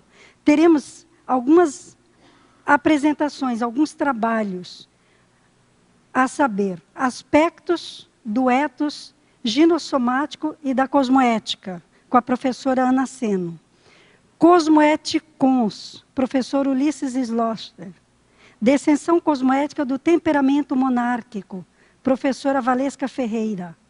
Ética, bioética e cosmoética, discussão histórica e interdisciplinar, professor Marcelo Ronet. Aportes max proexológicos da CCCI, professora Isabel Conceição.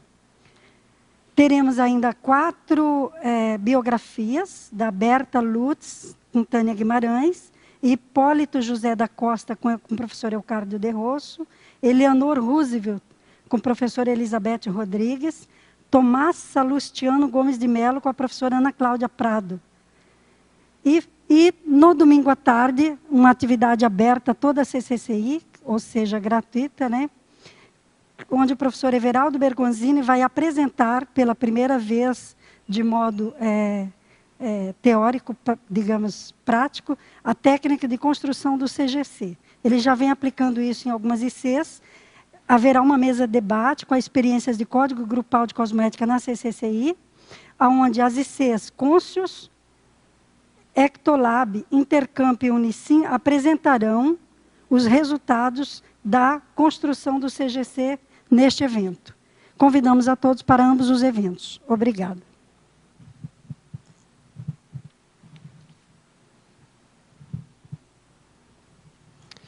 Para amanhã, teremos o verbete Perfil Liderológico Interassistencial, de autoria do professor Fausto Camargo. Uma boa tarde a todos e até amanhã.